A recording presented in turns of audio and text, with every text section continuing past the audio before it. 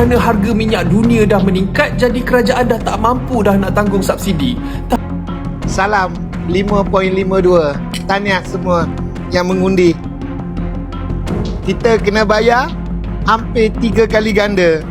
Sekarang harga diesel di Semenanjung sudah mencecah RM5.52 seliter, yang melonjak secara mengejut. Harga barang naik, kos pengangkutan naik. Harga bensin di sejumlah negara Asia Tenggara kompak naik, kok Indonesia belum naik ya? Harga minyak dunia lagi meledak, sempat sentuh 113 USD. Nah, tapi di Indonesia harga BBM aman-aman aja dijaga. Ini adalah prestasi. Dengan kepemimpinan orang-orang ini, kita bisa menjaga harga BBM. Gelombang keresahan mulai terasa di Malaysia ketika masyarakat yang selama ini menikmati BBM murah kini harus menghadapi kenyataan pahit. Harga BBM mulai naik.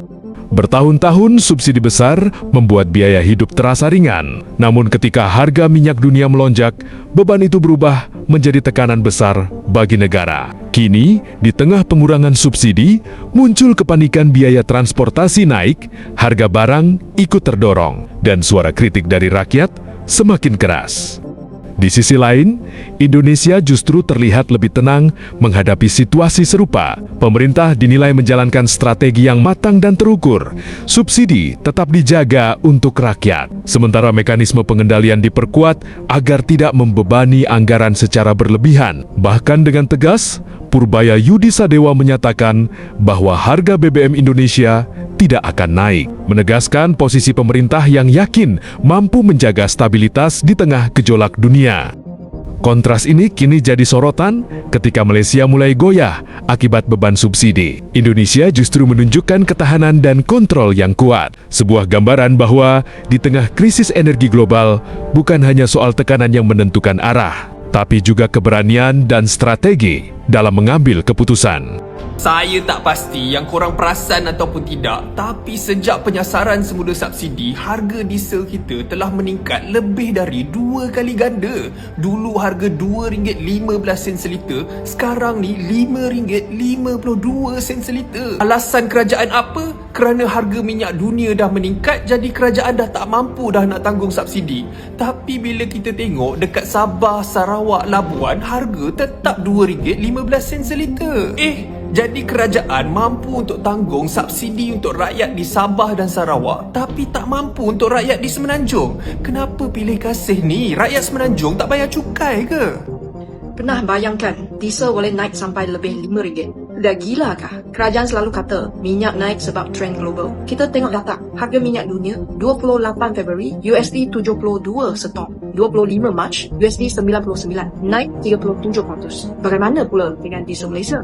Hujung Februari RM3.04, sekarang RM5.52, naik 82%, 37%, 82%. Dunia naik 37%, kita naik lebih 2 kali ganda. Ni ikut pasaran atau tumpang naik atas nama pasaran? Dan bukan sikit, dalam sebulan naik RM2.40, sebulan 82%. Gaji ada naik macam ni. Bila diesel naik RM2.40, apa jadi? Jangan fikir saya tak bawa kereta diesel tak ada kesan. Lori naik, kos hantar naik, kos peniaga kecil naik. Akhirnya semua harga naik. Siapa yang kena? Kita, rakyat yang kena. Baru-baru ni ahli Parlimen Kampar kata tak patut teruskan subsidi minyak. Untung Petronas patut simpan untuk masa depan. Hello, rakyat sekarang pun dah susah. Nak suruh simpan untuk masa depan lagi? Kenapa setiap kali rakyat yang kena dulu? Kenapa bukan menteri, timbalan menteri potong gaji, ahli parlimen potong allowance, kerajaan kurangkan pembayaran dulu? Kenapa semua ni tak pernah jadi pilihan pertama? Bila rakyat tekanan fiskal, kena rasionalisasi. Tapi bila projek lain, jalan, lulus, terus belanja. Jadi masalahnya bukan kerajaan tak ada duit. Masalahnya duit tu belanja di mana? Selain daripada naik harga setiap minggu, apakah solusi kerajaan dalam jangka masa panjang? Kalau betul ikut pasaran, senang je. Umumkan automatic pricing mechanism. Kos kira macam mana, formula apa, margin berapa, dan kenapa dunia naik 37%, kita naik 82%. Kalau semua ni betul, kenapa tak berani jelaskan? Jangan terburu-buru untuk melabel saya kira rakyat.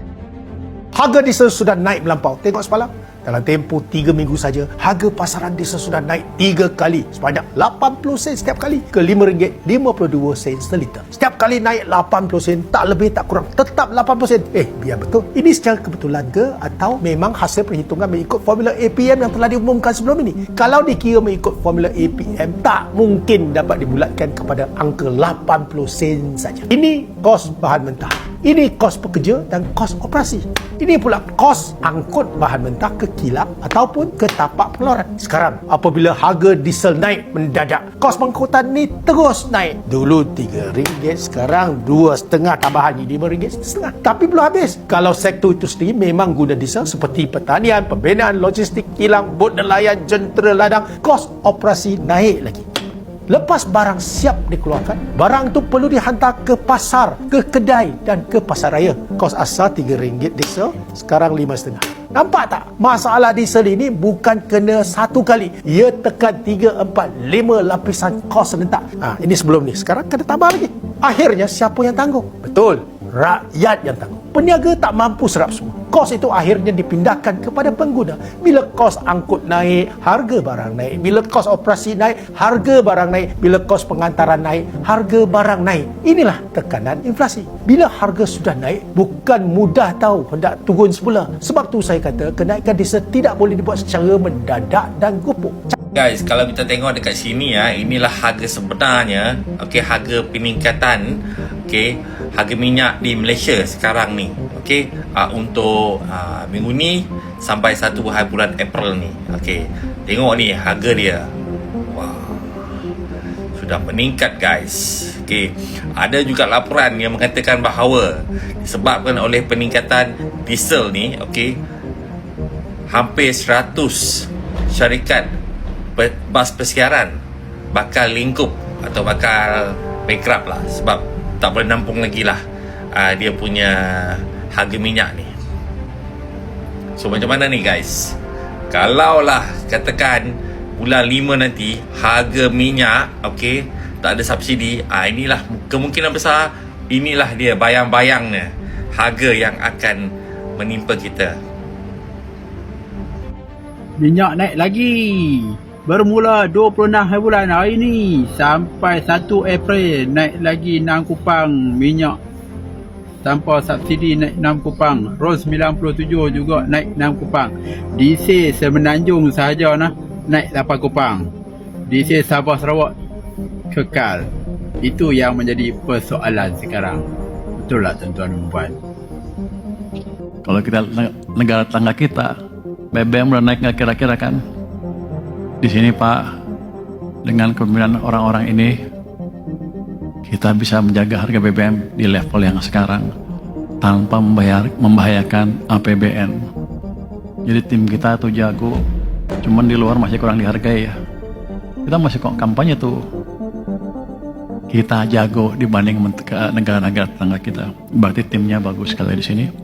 Dan pada waktu harga BBM naik ke level yang tinggi itu, saya diundang ke Kertanegara.